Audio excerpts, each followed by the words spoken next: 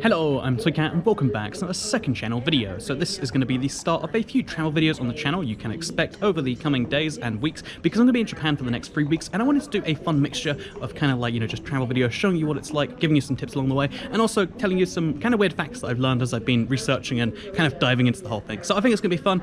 We're starting actually with a flight with JAL from Frankfurt Airport. So I'm flying with Japan Airlines, or JAL, which is one of the most fascinating airlines in the world for quite a few reasons, but one of the things that really peaks out to me is the fact that they're one of the most egalitarian airlines, so kind of matching the low income inequality in Japan in some ways. Both ANA and JAL have some of the nicest economy classes in the world. In fact, JAL's has won awards for being the very nicest in the world, according to Skytrax, I'll show it on screen right now, because instead of like, the continual cram of more seats or whatever, they actually use the manufacturer recommended number. So instead of 333, 9 seats across in a 787, for instance, you get 242. It seems like a small thing, but it's a small bonus, and all these different things add up, and they have the nicest economy, and it actually also extends to premium economy as well, though, which is kind of in most airlines seen as the economy plus product, i.e. pay double as much and get slightly more because you just want to avoid that economy stigma. But with Japan Airlines, it's actually ranked as the best in the world. They've got one of the nicest seats in the world. They've got all these different benefits, including one I think is interesting and isn't seen in many airlines, is they actually give you lounge access. You can go to the secure lounge if you want, even with just a premium ticket, which is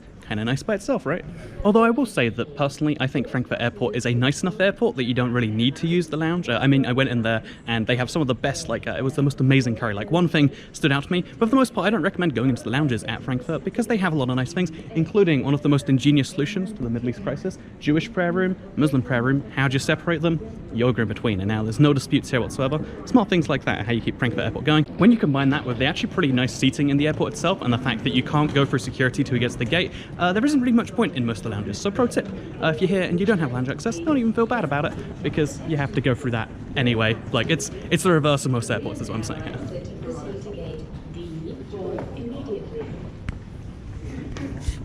Another benefit is priority security, by the way. Hi. You knew the seat number? 99, just down there, right?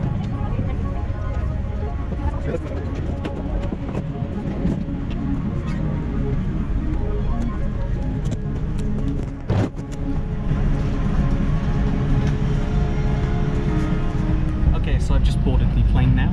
I'm now sat in the seat, which looks super spacious, looks super nice, as you can imagine. And the cool thing about these versus pretty much every other seat in the sky is, instead of reclining into the backwards and into the person behind you, these seats recline forwards into the person, into your own space basically. So you never have to worry about stealing someone else's space, or I guess the reverse, having your space stolen, which is like a big debate in plane etiquette. You don't have to worry about it here. Also, just interestingly, on the same kind of note, one of my favorite places to sit on any plane is just over the wing. I think it's actually the loudest because the engines are there or something. But look at that wing view. So we'll get some nice views over Japan today. There's a bunch of other cool details you notice as soon as you sit down as well, such as, for instance, they've got little cubby holes labelled like left seat, right seat, so you don't have to have an argument about which one's which. Like, not that you would, but like, nice little touch anyway. There's little cup holders, they give you some sippers, they give you some, like a toothbrush and eye mask, the sort of things that you need to make things a little bit more comfortable, which is nice. Again, going above and beyond for something that most airlines just kind of give up on, and this might be a very pleasant flight. I mean, it will be a very pleasant flight, but it might be a even more pleasant flight.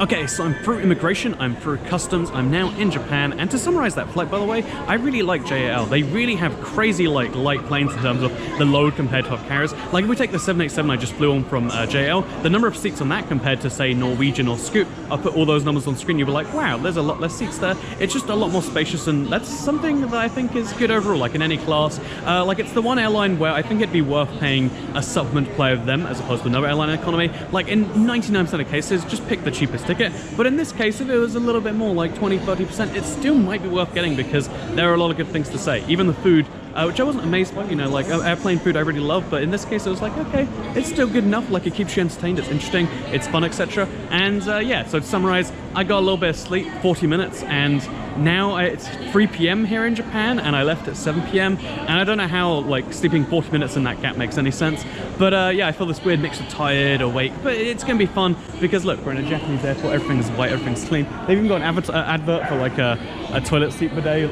which I actually think I have that exact brand off, so that's how you know you're in the right place. But yeah, I need to go pick up so pro tip, if you ever come to Japan, pick up a JR rail pass, or you're meant to do it before you get to the country, so pro tip, before you get here, order one of those, and you got to pick it up at the airport you arrive at, and also pick up a portable Wi-Fi. So those two things I'm going to get done, and then I'm going to get the trains to the city.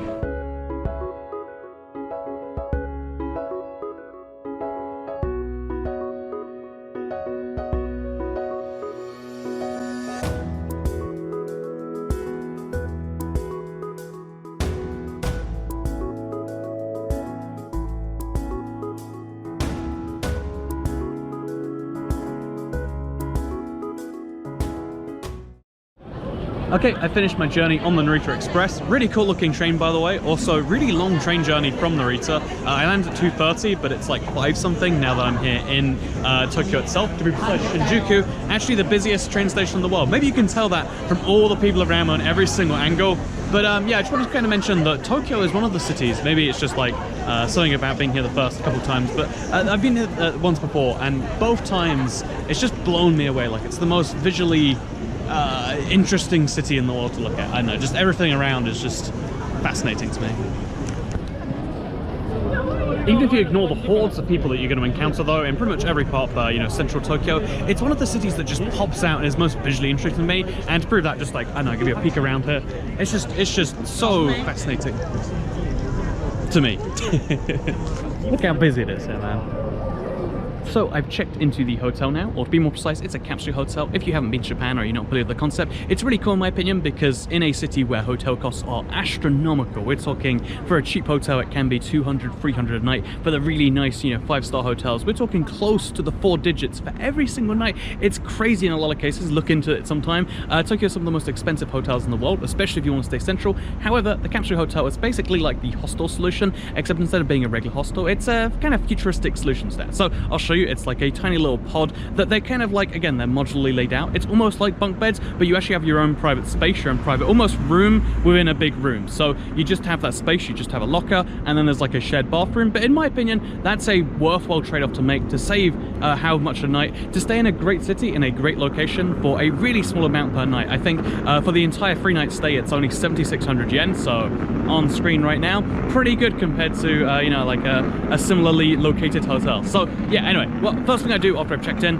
is like, okay, first day, it's pretty much a write-off day for most people, but rather than entirely writing it off, I try to do a couple of fun things. If it's a daytime situation, which it isn't, I'll go to like a high point, like, you know, go climb a hill or a mountain, or like get a good viewpoint of the city, maybe just go to a tall tower. But when it's night, you kind of lose that perspective. So what I like to do instead is just kind of wander aimlessly. Pick a direction, walk in that direction, find something fun, and then keep walking in the same direction, and just kind of explore that way. I think it's fun. Wait, actually, to prove my point perfectly, so here is a place that lets you stay for till 2200 till 12. Basically, it's an overnight hotel, which is probably assumed for bad things. That's the exact same place as 3 nights at the place I'm going to, and it looks like this. So hopefully that gives you a good concept of the difference in the savings in this case, beyond just the imaginary prices you think I'm whipping up. So anyway, I'm walking this way. It seems they've gone into a seedy district based on the fact that you can rent hotels by the hour here.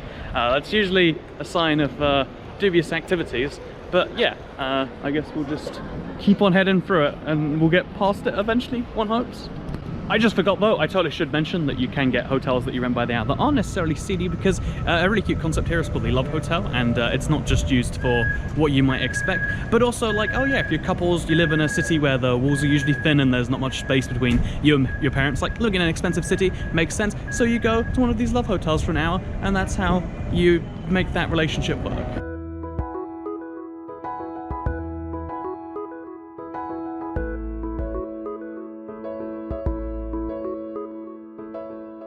Oh, I totally forgot. It's 6 p.m. and I haven't eaten. Like, I ate like half my breakfast on the plane, and not even really that actually. So I should get some food inside me probably. Or maybe it's smart not to. Maybe there's like a beat jet lag technique where you just never eat. You know, that's got to be the pro tip there.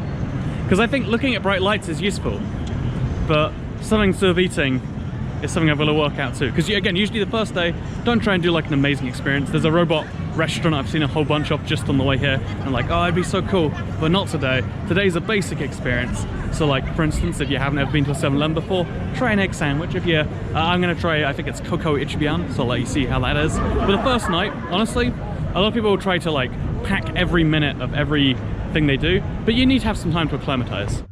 So I found some food, I found an arcade, had a great time there, and then I got back here about 9 or 10 and just needed to fall asleep because I hadn't slept on the flight the day before. But yeah, in general, good first day in Tokyo. Now I'm properly acclimatized. It's 4 AM and I just woke up because I hit 1 million subscribers on the main channel, which is cool, big goal. And I'm gonna get to sleep now and call this an end for this vlog. There's probably gonna be a few more of these style of videos over the next few weeks. Like I said, it's either this or not too much else. And I think there's some fun things about Japan I'd like to show you. So anyway, I should keep it down because I've got to be very quiet in a little box here. But thank you very much for watching this second channel video. And second channel, don't care. Goodbye.